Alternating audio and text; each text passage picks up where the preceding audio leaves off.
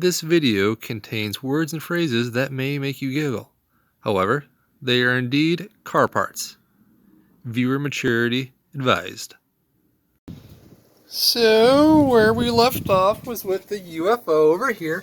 It's now got a line running to it, so this is the signal line that's coming off of the intake manifold split right here. That's allowing us to tell this adjustable fuel pressure regulator that there is a boost signal and that it needs to pump in more fuel or the engine will explode. So that is now secured. We also have our fuel lines running over here, and we have what looks like an evil octopus of hoses and lines just running all over the engine bay. So I'm going to take a minute here and explain what lines are doing what in case you're trying to put this together yourself. Feel free to comment if I did put one of these tentacles in the wrong place. So please, bear with me here. So first up on the intake manifold at this nipple right here, if we follow this line along, we're going to see it run into this signal splitter more or less. One is going to where it's supposed to, according to the stock, which is over here to whatever this thingy is. I don't know, it's next to your igniter chip, not really sure what it's doing. But if we trace it back now to the T, which is right here, the other one is going to our boost gauge. This lets us know how much we suck or how much we blow in terms of PSI. I recommend getting one of these so you know that you're sitting at the right pressure, whether you're going to idle, cruise, or hopefully accelerating. Off of nipple number 2, if we follow it along here, it's going to be just a straight shot that goes through the firewall. On the other side of the firewall, you'll see that our ignition timing retarding box is located right there, and coming through the light, look at the light, is our hose that runs right there. So again, that is providing a boost signal to adjust the timing of our ignition. Underneath the old part for the throttle body, this is the old section. You can follow this tube along. It's quite large, about 3/4 in diameter. It ropes around and goes all the way down to that U elbow on the supercharger side. Most kits should have a check valve. I do not have a check valve for it because the stores are closed still. I'll make a deal without it. That check valve is usually good for about ½ a pound of boost. So if you're looking for a little bit more power, that's an easy way to add it on.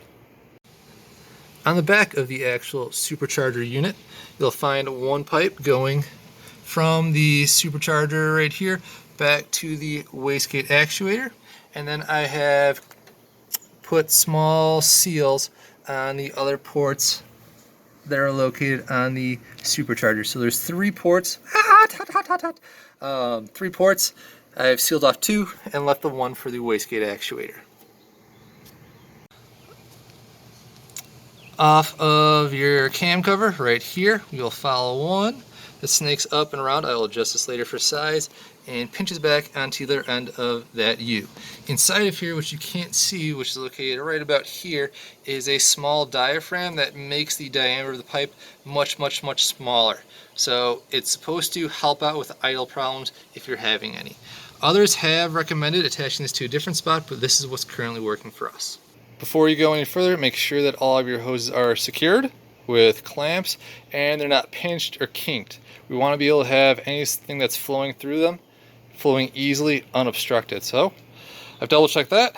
Our crossover pipe has nice clamps here, good clamps over here, good clamps over here. We're going to see how this goes. Yes, I make old man noises. I'm in my 30s and I'm losing my hair, so I'm allowed to. Woo! Step 1. Alright, now let's check out our boost gauge. We'll see if we're on the correct amount of vacuum. Focus.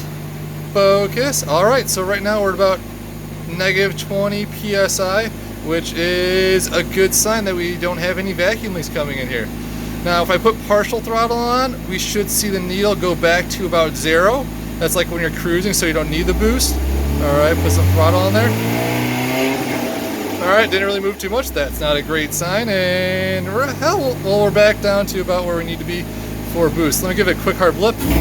Woo! Okay. So we are getting some boost for sure. Let's try that blip again. Ooh, okay. We are making boost. We are sucking and we are blowing successfully. Yes! We are officially supercharged, ladies and gentlemen. I apologize for the loud sounds, but I'm not that sorry because we got a supercharger. So what I want to show you is the wastegate actuator. It's this little thing right here.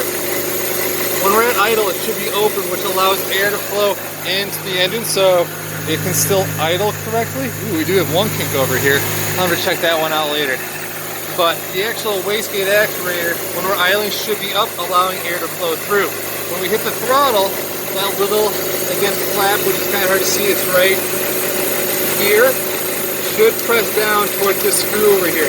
And that means that we're building boost, which is what we want in superchargers. So let's see here, hopefully it goes down. Yeah, you can hear that whine. We are up and going, ladies and gentlemen. Alright, ladies and gentlemen, I know you want to see in action here, so we're going to give it just a real quick rip.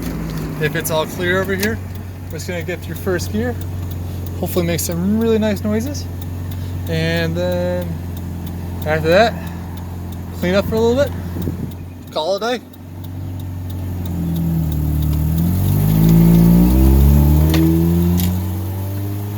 Alright, just idling and full throttle. There you go. So just a little bit of whine, like I said, just get through one gear real quick and sounds good. Alright, we're gonna do one more for science. So light throttle, right throttle, full throttle. Oh yeah, you can hear that whine when we go under boost. Love it.